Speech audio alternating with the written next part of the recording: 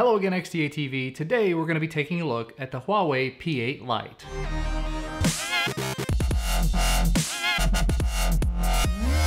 I unboxed this device over on my channel about 3 weeks ago, so if you want to see that, link's down below. When I unboxed this though, I was actually unaware that there are multiple versions of the P8 Lite, and they're not well documented. There's one version that has the HiSilicon Kirin processor with Android 5.0 on it, and the version that I have here, the US version, model ALE-L04, comes with a Snapdragon 615 processor. It supports 4G LTE bands here in the US, and unfortunately, it comes running Android 4.4.4 KitKat. Anyway, I've been using this as my daily driver for about a week now, so let's talk about how it worked out for me. Given that it has that Snapdragon 615 processor in it, for the most part, performance has been good enough for what I need. I have seen the occasional slowdown, but for most tasks it works just fine.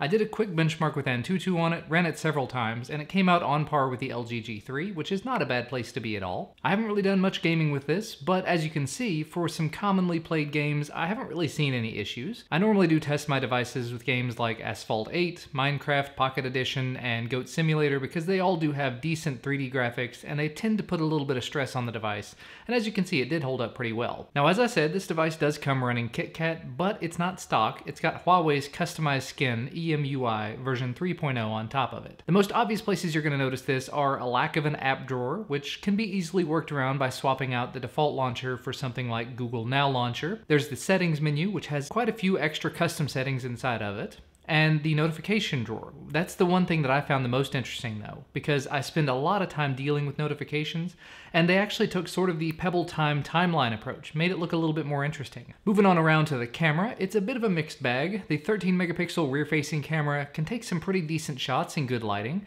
and it does surprisingly well in low lighting, but it has a tendency to miss the focus in low lighting, and the shots can get a little bit noisy. It does do 1080p video at 30 frames per second with some pretty decent audio, but the quality leaves a little bit to be desired. So it's not really something that I would want to use for video making, but it's not terrible. The front-facing 5 megapixel camera, well, let's just say that it does some interesting things with the included beauty filter. It only does 720p video though, so I really didn't end up using it very much, but for 720p video, it looked and sounded acceptable for me. Now for the display, it is a 5-inch 720p IPS display.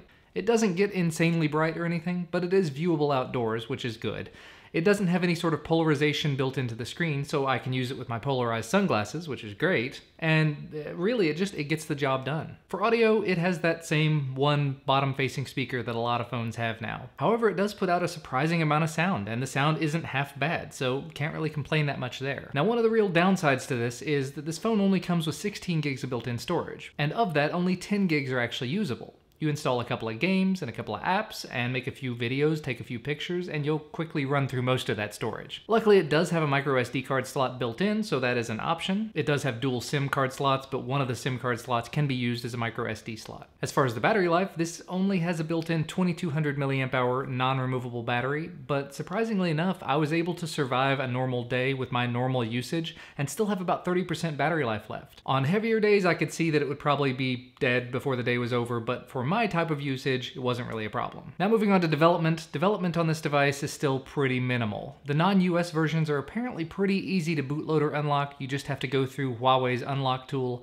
but the US version hasn't been included in that tool yet, so you have to email them about it. I haven't done that because I'm not going to be keeping this device. I have to send it back to Huawei, so I didn't really want to go through the trouble. But as such, I don't think that the US version is actually rootable yet, and reading through their forum and the XDA forums and stuff, I haven't seen anything about custom ROMs, root recovery, anything like that, except one or two mentions on their forum about an unofficial build of twerp that someone was working on that they wanted to flash to their device, but they couldn't because it wasn't unlocked yet. So if you're looking for something that's more developer friendly, this one might not be there quite yet. However, the kernel source for it is available on their site, so it's a bit of a mixed bag. Anyway, to go ahead and wrap things up, do I think that this phone is worth the price of $250 US? That's sort of hard to say. If it receives that update to Android 5.0 like the non-US variants have, I'd be more likely to say yes. But at the $250 price point, there are a lot of really good alternatives out there as well. Really, I think the biggest thing to take away from this is just how nice it is that for a budget-friendly price, you can now get some pretty decent hardware, be it the Huawei P8 Lite or any of the other alternatives that are out there. So if this is a device that you're interested in, I will have links to where you can purchase it on Amazon down in the video description. I'll be resetting this and sending it back to Huawei before too much longer, but that's gonna be about all from me for today. Remember, if you like this video, please do remember to leave us a thumbs up down below the video. We definitely appreciate it, and subscribe to receive all of our videos whenever they become available. Thanks so much for watching, and I will see you next time.